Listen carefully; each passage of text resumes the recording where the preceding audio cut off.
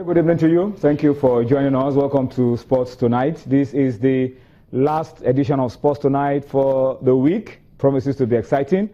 What we like to do on Fridays is to do a show that calms you down and helps you to prepare for the weekend. And that's exactly what we'll try to do this Friday. We will be, in a short while from now, of course, be taking a look at grassroots football in Nigeria. I told you on the show yesterday that I have two very important guests in the house.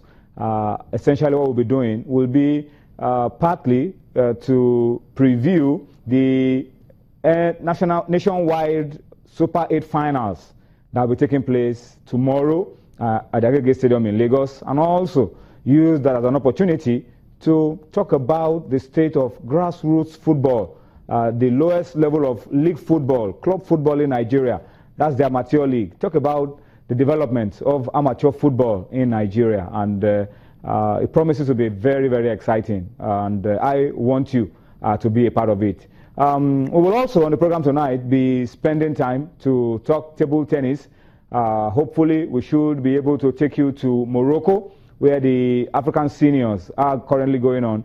I'm talking about the Senior Table Tennis Championship. Nigeria, well, we have a ticket to the World Championship next year for the team event for the men.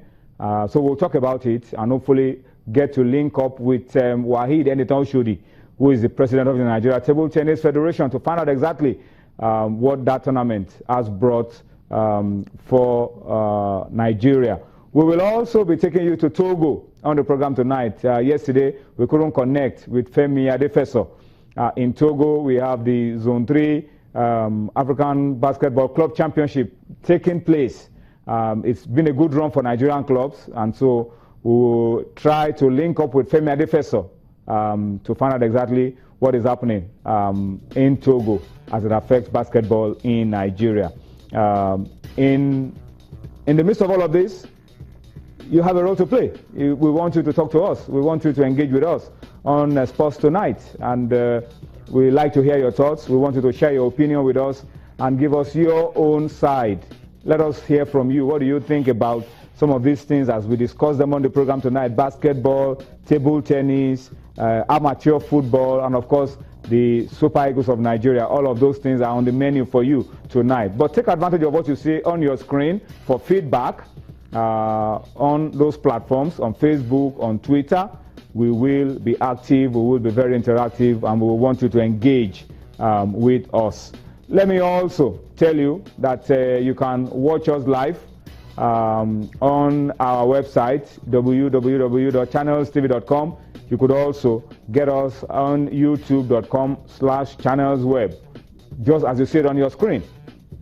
And to watch us on your BlackBerry, your iPhone, your iPad, you want to connect to your home for the news, simple as ABC. Click on m.channelstv.com and then you'll be able to do that. And if you want to go one step further, which for me is the best of the options, download Channels app for iOS, Android, Windows from their respective stores, and you are able to keep Channels at your fingertips 24/7. You are able to follow all that we're doing on Channels TV. And as you do all of this, we want you to tell us as you post, tweet, and tweet at us, post your comments and all of that.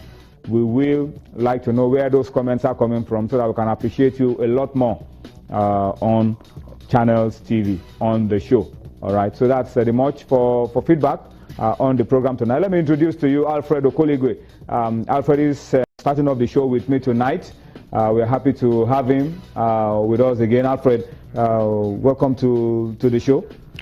It's a pleasure as always, Anthony. It's been a very, very fruitful week.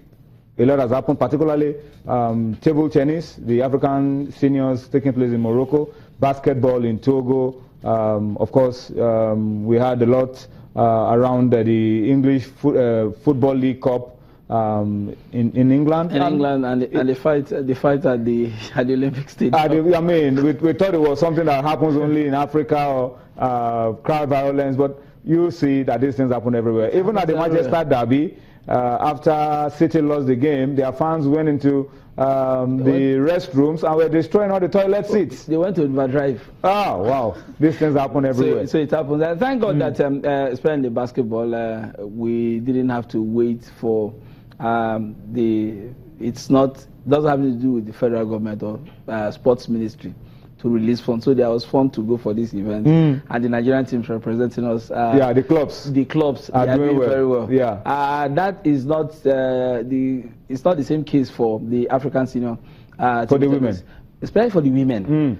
They've missed out on the World Championship now. Because the implications are that, and it's there from the onset, that if they don't make it to this competition, it means for the next 2 years they will be inactive for global events, and I don't think that's been fair. That should be really worrying. That it should really worry us, and it's not only for them. Each time there is the need to travel out there to represent the country, the issues of funds always come up, and I think we just have to find a way of really taking care of these issues. All right, we'll talk to Enetong Shodi later on the show, and we'll be able to get his own side of these stories and deal exhaustively with the issue of our table tennis players, particularly the women who are going to be in the doldrums for some time to come.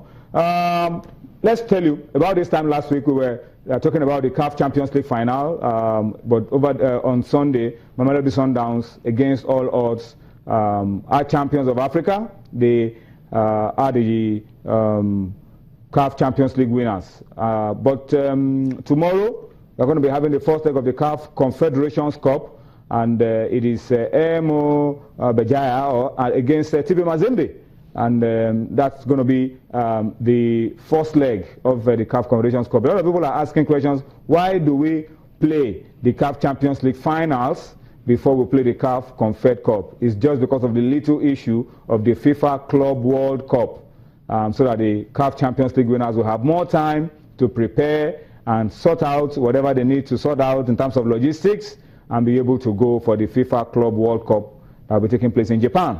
Mamelodi Sundowns of South Africa will be representing Africa. I'm sure very soon, very soon, a Nigerian club will get that opportunity. It's massive. All right, so that's the first leg this weekend, and in a week's time, we should be talking about the second leg as well. Let's go very quickly to Morocco. We're staying in Morocco. Nigeria, I beg your pardon, not Morocco, Algeria. We're going to Algeria now. Nigeria's World Cup qualifying opponents on the 12th of November in Uyo, Akwa Ibom, the Desert Foxes of Algeria. They have finally named their coach. 16 days. About time. And it's this man, not a newcomer to the job. He's been there before. He's coached Tunisia before. George Lakens, was that the last Belgian with Tunisia. That's the man in charge. He's going to be leading the Algerians to Uyo against the Super Eagles of Nigeria on the 12th of November. The next 16 days, will he be able to weave his magic? That's one thing that I want to bet. I think he's taking over, lead the Algerians. He's taking over an Algerian team that, if you ask me, I'll say they are low in confidence. That draw at home against Cameroon did not help them one bit. And looking at but this guy is pretty experienced. He can turn things around. He's coached Belgium. He's traveled around on the continent. Now he's coming back. So the talk out there is that some other he was in charge of Morocco for a very short spell, and he left with a lot of bitterness. A lot lack of structure, a lot of ended that relationship. But he's back now, and maybe the Algerians are also better. Yeah, perhaps. Just looking at for the Algerians, they want to, if they don't get the best around the subcontinent, that's the Arab world. I think they prefer getting an European, paying the money, who can speak French, who can relate with them. They want to see themselves not as sub-Saharan Africans, but they want to get these guys to really add still to the game. Whether that's the likes of the likes of Henry Kasparsak have traveled this route. So many of them. Some want to call them journeymen, but I don't think they are. What kind of approach are you expecting that this man will bring to the Algerians as they, you said, low on confidence? Pretty much experience. He has the experience. He's played, he's coached Belgium, that's for one. So that means there's nothing out there that he's not seen, especially when it comes to being able to motivate the players. Because at this point, what the players will be looking forward to is somebody that can really harness the talents that they have, put them patch together, them up for the game against Nigeria. They can put up a good show, because the danger for the Algerian team is that if they lose in Uyo, which I'm pretty sure that they will on the 12th of November, it means they will play catch up the rest of the qualifiers. And it's not looking good in that group. In that group, because if they go, that means they would have gone 5 points adrift.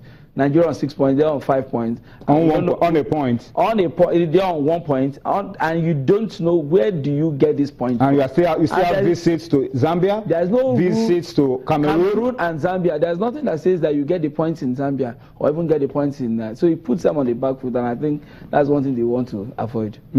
All right, so that's it. The Algerians finally have their coach in place, George Lekens, a Belgian. Let's see what that man brings to the Algerian team when they come visiting on the 12th of November. Well, let's talk about the Super Eagles very quickly. Coach Gennaro, remember, earlier in the week, he's been on a tour. He's been talking to his players, and the coach is a very happy man. He says he's happy with the attitude of the players, and his interaction with them shows that they want to do something great, something interesting for Nigeria, and that's very encouraging. And the Eagles will be opening camp now in Abuja on the 7th of November before they leave for Uyo, because he wants full, total concentration. And then the boys will leave for Uyo for the game, maybe a few days to the match. I give it to General. I don't think he has put any foot wrong since he assumed this job. For the first time, we don't hear things about I've not been paid. Yes, the money is coming. He doesn't talk about that. And I think he focuses on the job. He focuses on the job. And looking at the faces of these players, the coach coming to meet them in their clubs, I mean, you can't ask for it. And then being able to meet Wenger, talks about the pedigree. Meet all of the coaches. Meet all of the coaches. I think it can't come better than this. This is the way to go. This is just the way to go to get the best out of our players. And I think the man is doing a damn pretty job of being the coach of the Super Eagles. We can only wish him the best of luck as we get ready for that game against Algeria. You can see captain of the team, Mikel, as well. With all of his club problems, I think this will just help his morale. All right, so that we can really pick it up from there. All right, so these are pictures of the visit of the coach to London, meeting some of the players and psyching them up for the game against Algeria. Let's come home now very quickly. This weekend, we are putting an end to the Nigeria National League. It's been the longest running. It was supposed to be an abridged league, but has ended up being the longest. Even longer than the regular. In fact, longer than the regular season because of the stop and continue style to it. But finally, we're hoping that this Sunday, the National League will come to an end with Division B2 fixtures. And you can see on your screen what those fixtures look like. League leaders, ABS, all they need to do is win at home. Win at home to Gateway. Half nil by whatever margin. They need to win at home and then keep their eyes on Crown, who are at Insurance, to see, because if Crown go to Insurance and they hammer Insurance black and blue, they could be upstaging ABS if they don't score enough goals at home. And so we have ABS against Gateway. We have Bayelsa as well against Julius Atete. You have Kofine, who are battling for their life against First Bank. That's a battle of the basement clubs. But it all ends this season B2. Alfred, the most important thing for us. Of the 4 teams, 4 groups to produce teams in NL, this is the one that is most problematic. I think the way they sorted it out, not wanting to award boardroom points, the last 11 minutes, go play the game, get the result on the field. I think ABS wanted it more. They wanted it more, and they got the goal that they needed to put themselves in very good stead. Let's see how it ends this weekend, and hopefully the 4 teams coming to the Premier League will know them. All right, let's go on a quick break. When we return, we'll talk about the women, and there's still a lot more on Sports Tonight. Join us again.